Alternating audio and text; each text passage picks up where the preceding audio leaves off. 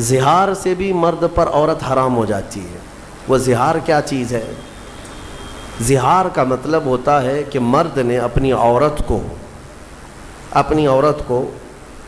کبھی یوں کہا، اپنے محرم عورتوں میں سے کسی ایک سے اس کو تشبیہ دیا۔ محرم عورتیں کیا ہیں؟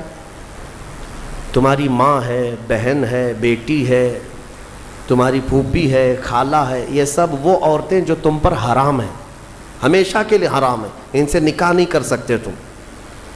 ماں سے نکاح نہیں کر سکتا، بیٹی سے، بہن سے، بھانجی سے، بھتیجی سے، خالہ سے، پھوپھی سے، یہ محرم عورتیں حرام ہیں تم پر نکاح کرنا ان سے۔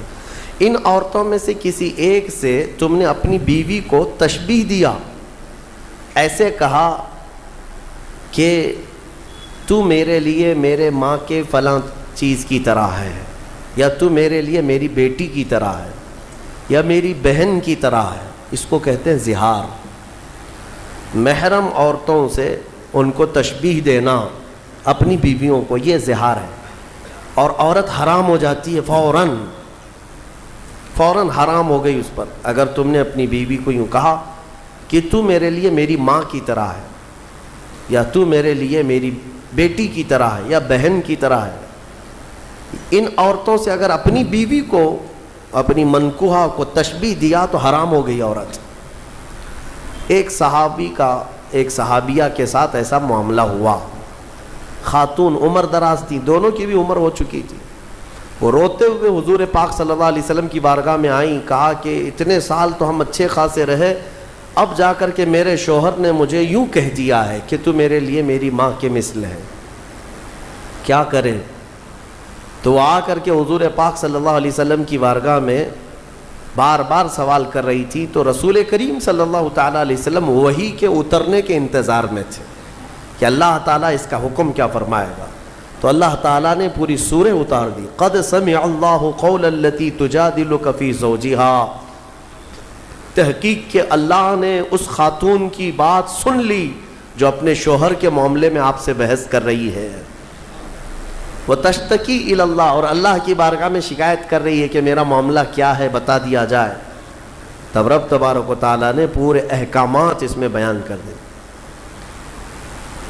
کہ عورتوں کو اگر کسی نے اپنے ماں کے مثل کہا تو پہلی بات تو یہ، عورتیں تمہاری نہ ماں ہیں، نہ تمہاری بیٹیاں ہیں، نہ تمہاری بہنیں ہیں، اس طرح کی بات کہنا حرام ہے۔ لیکن اگر کسی نے ایسا کیا ہے تو اب یہ زہار کے بعد واپس عورت کو حلال ہونا ہے تمہارے نکاح میں، تو اس کے لیے کیا ہے؟ توجہ چاہتا ہوں۔ اللہ تبارک و تعالیٰ کا حکم ہے کہ 60 روزے رکھے گا کنٹینیو۔ والذین یظاہرون من نسائہم ثم یعودون لما قالوا فتحریر رقبۃ من قبل ان یتماسا۔ پہلے تو یہ ہے کہ ایک غلام آزاد کرے، غلامی کا دور ہے نہیں، جب غلام ہوا کرتے تھے تو ایک غلام آزاد کرتا تو عورت اس کے لیے حلال ہو جاتی۔ فمن لم یجد فصیام الشہرین متتابعین من قبل ان یتماسا، اور غلام آزاد کرنے کی طاقت نہیں ہے تو رب تعالیٰ فرماتا ہے 60 روزے رکھے کنٹینیو، مرد 60 روزے رکھے گا۔ وہ بھی کیسے؟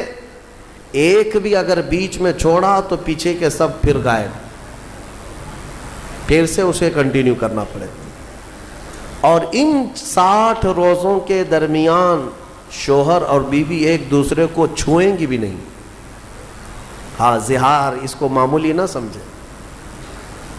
اور پھر اگر اس کی بھی طاقت نہیں ہے، فمن لم یستطع فاطعام 60 مسکینا، اللہ نے فرمایا 60 روزے رکھنے کی اگر کنٹینیو طاقت نہیں ہے تو پھر 60 مسکینوں کو کھانا کھلائے، اس کے بعد پھر عورت حلال ہوگی۔ تو یہ زہار کے مسئلے جاننا چاہیے، اس طرح اپنی بیویوں کو مخاطب نہ کیا جائے، ارے میری ماں کی طرح ہے تو، میری بہن کی طرح ہے تو، میری بھانجی کی طرح ہے، پھوپھی کی طرح ہے، خالہ کی طرح ہے۔ یہ سب وہ عورتیں ہیں جو تم پر حرام ہیں، ان سے تشبیہ دینا اپنی عورت کو حرام ہے، اور بیوی تمہارے حرام ہو جائے گی تم پر۔ اس مسئلے کا اس سورہ مجادلہ میں اللہ تعالیٰ نے ذکر فرمایا۔